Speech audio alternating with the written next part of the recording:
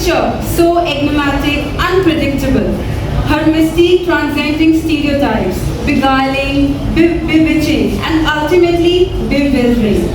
And when she's a figment of the imagination, she's all of this with aplomb and then some. We welcome you into this whirlpool of feminine charm and surrender. Today we have with us the poet, author, editor, and the publisher Mona Lisa Joshi herself. A work of fiction, Demigods Are Alive.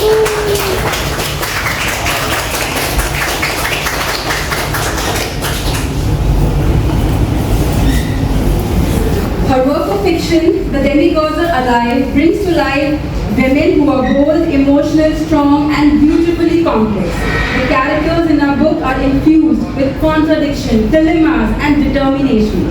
The stories are urban and refreshing. The protagonists are real and resilient. A whiff of wintry emotion, a purple passion, and a raging redemption.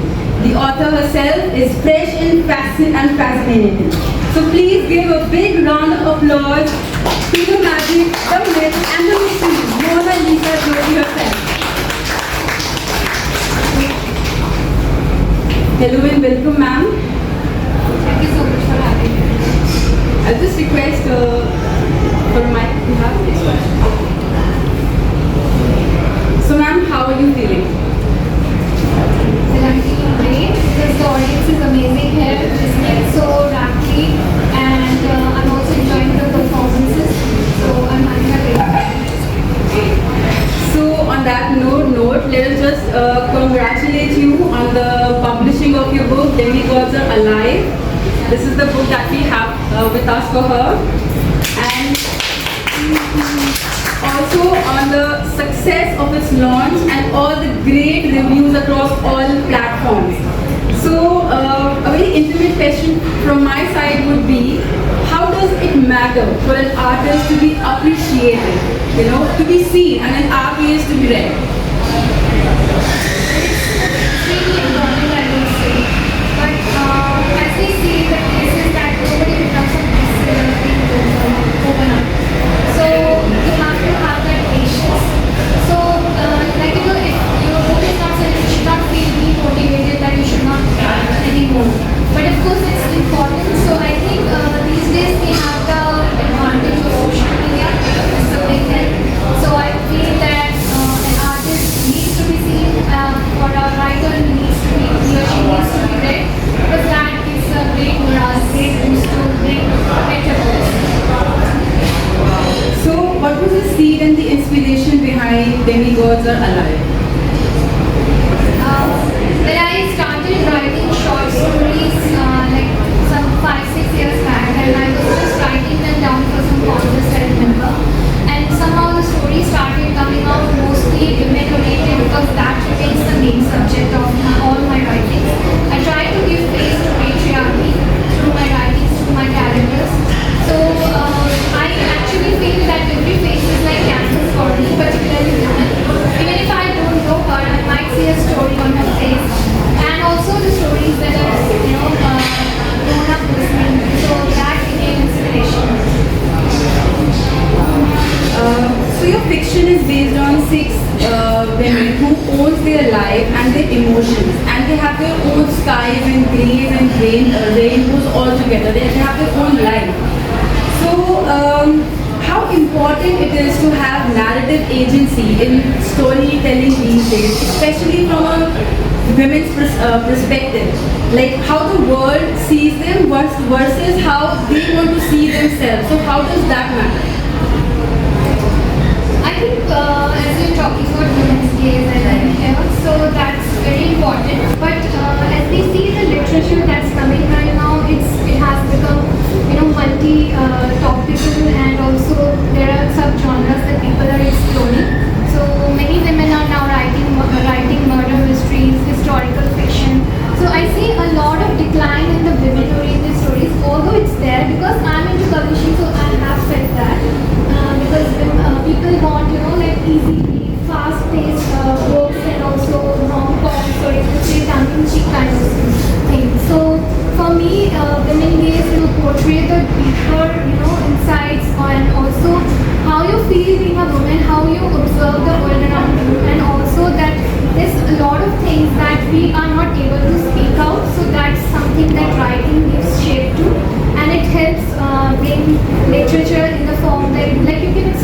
literary fiction, particularly when you're writing women-oriented stories. So, if I've gotten you right. Absolutely, absolutely. So let me extend this question to our audiences as well. Like, since we are talking about women's gaze, so how do you think literature and poem is dependent upon a female gaze's perspective? Like, why is it important to have a female-based narrative in our storytelling? Anybody who has an opinion on it, please, at some point.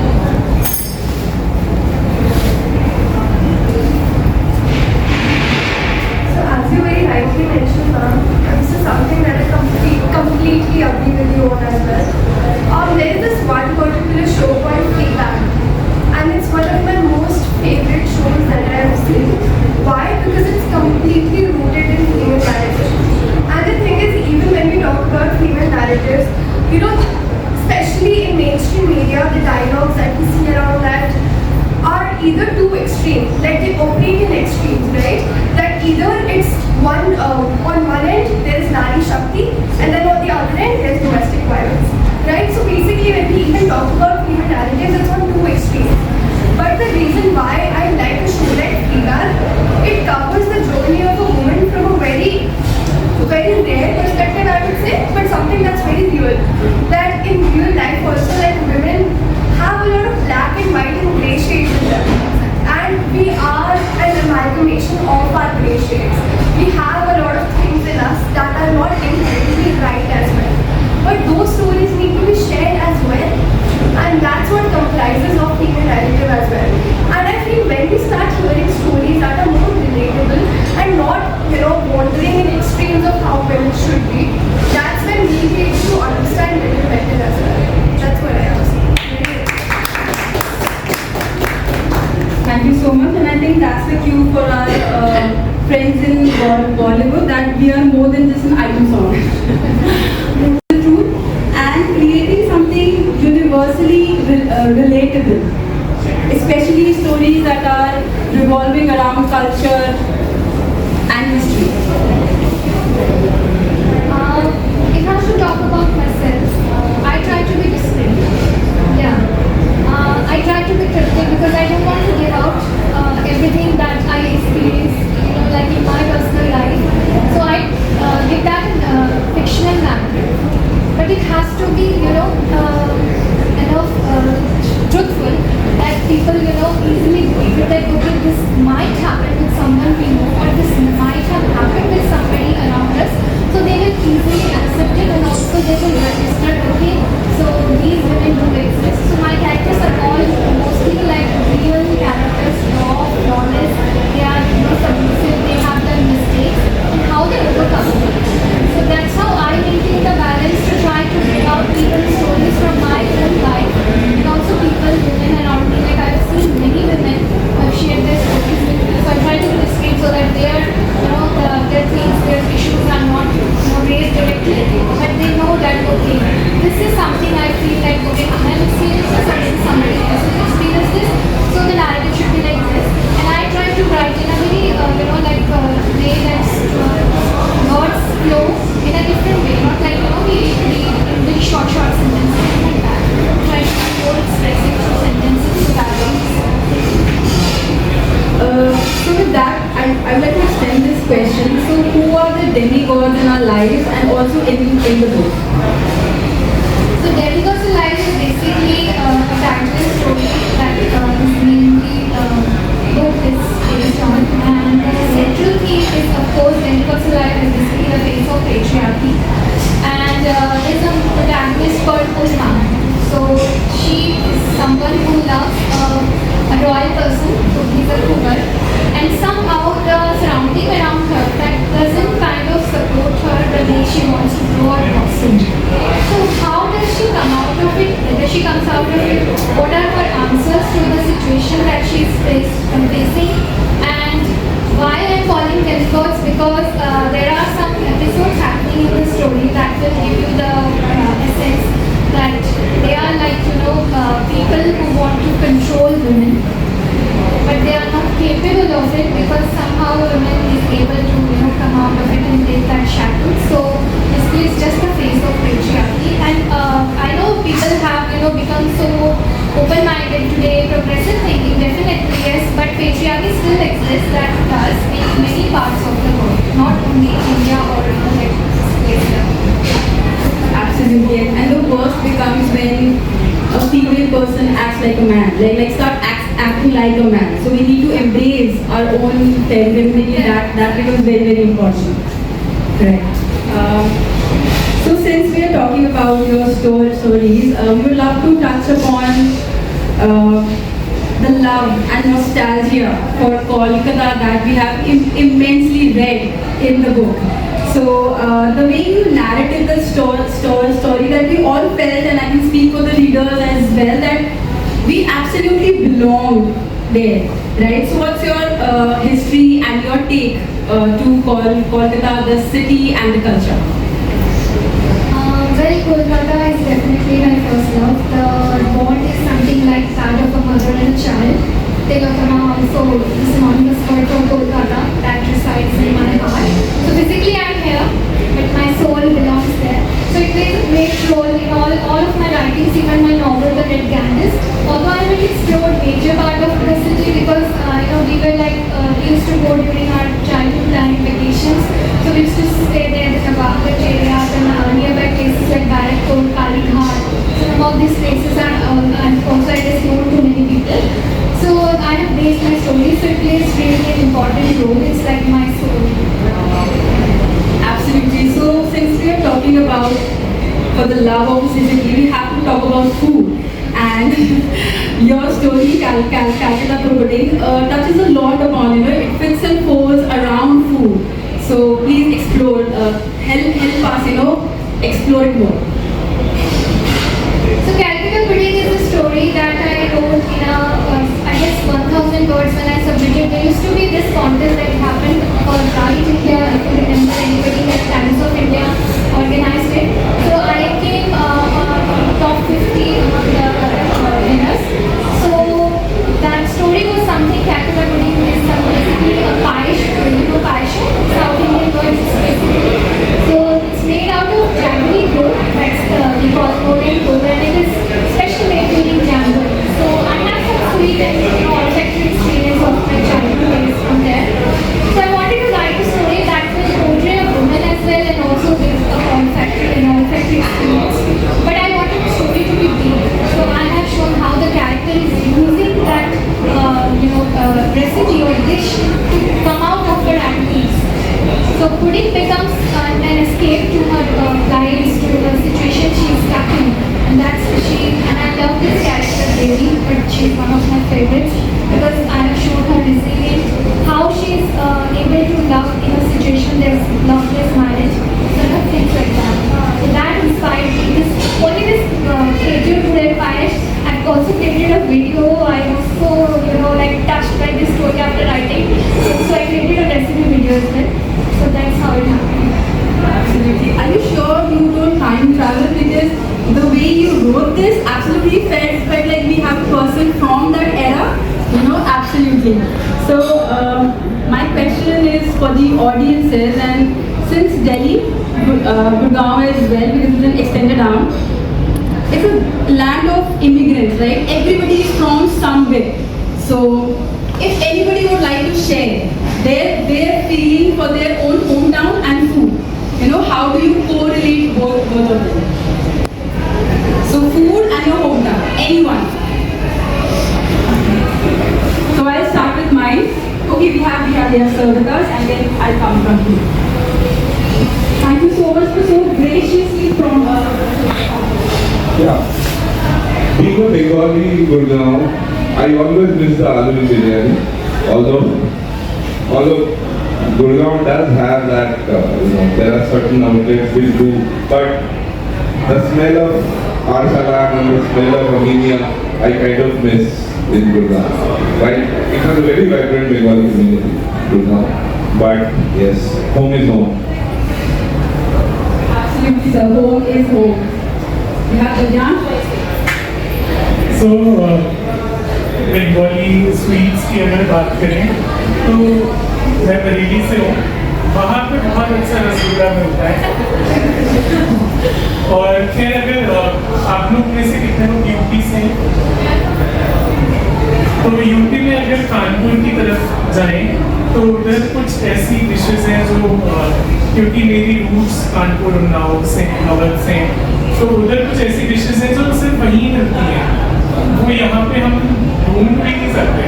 जैसे लुकनू हो गया, फरा हो गया, कई लोग जानते भी नहीं है ये क्या बोल रहे हो, ये गाली दे रहे हो। बट कुछ ऐसी डिशेस हैं वहाँ की तो यहाँ के लोग सुनेंगे।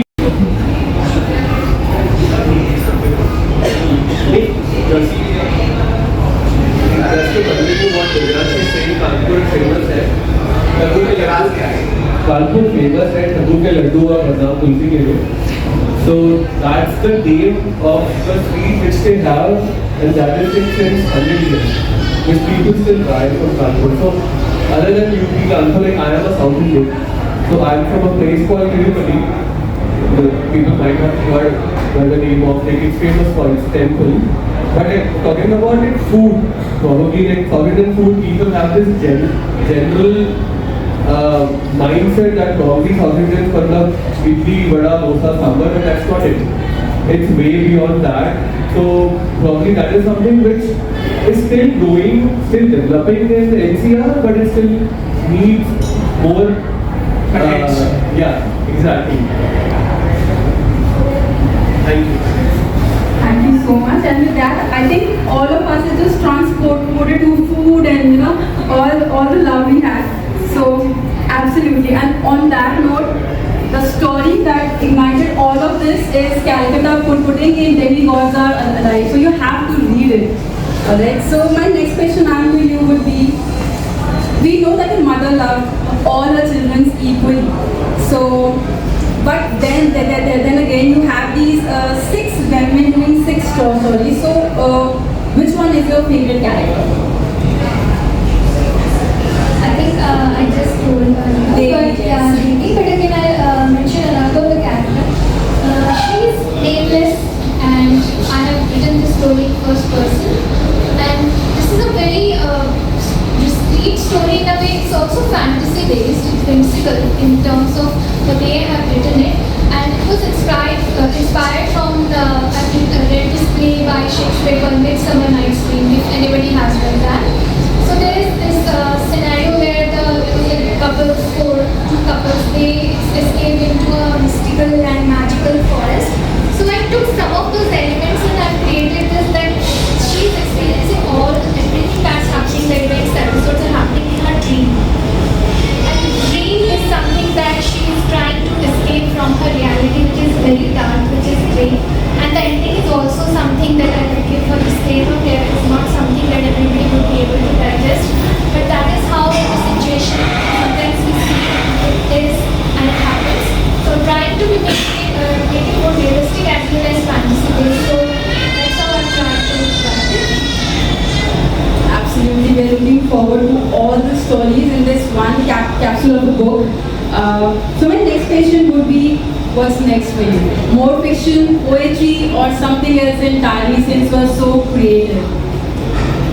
So right now I'm editing a book of that's again short stories based on women, and the title is Songs of Modern Matriarchs. So here we are talking about matriarchs and how they are ruling the world, not exactly the world, the entire world, it's their world. So how they are, escaping their reality or maybe creating some new world for them.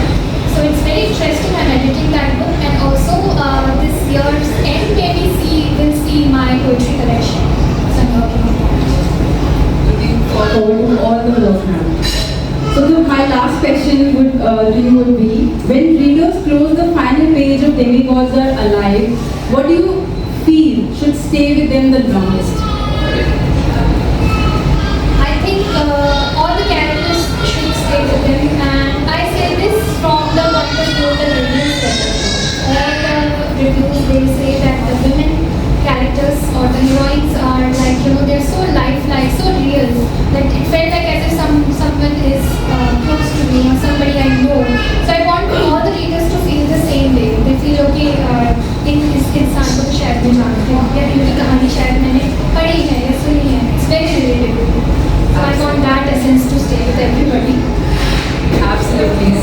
that note, if we have the time, the floor is open. If anybody wants to ask any question to Mona Lisa, she's all yours.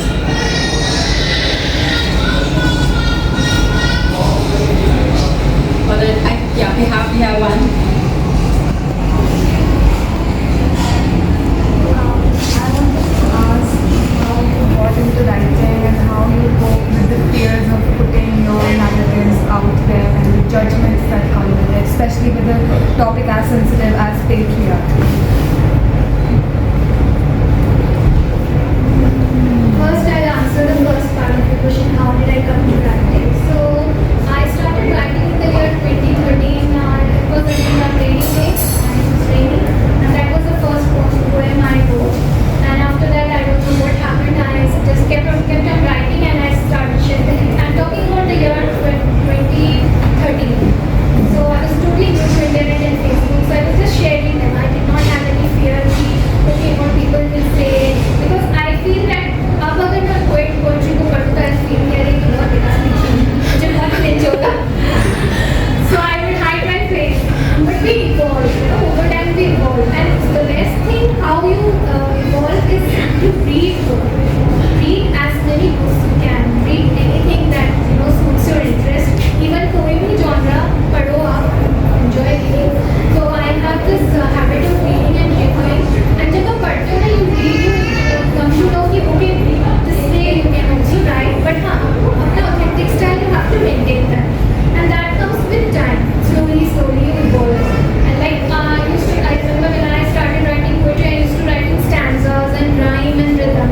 Now I write free verse, contemporary style, mostly symbolic, बहुत ज़्यादा metaphorical. So that's how it happens. And since we start reading a lot now, I strongly suggest that we start reading with this. Demigods Are Alive is now across all platforms. So I have to tell you one thing there, that this has happened like a miracle. It's totally stock out now, and last night only I got some fancy orders. These are the only 3 copies I had with me, so I just bought the novel. Yeah, so this might come in a different new form and shape this time. So yeah, that's sorry for that. we grab all that's left. Thank you so much for bringing your vision, your vulnerability with us today, and this book is an exceptionally amazing book on the racks, and we'll absolutely grab our hands on it. Thank you so much, and a big round of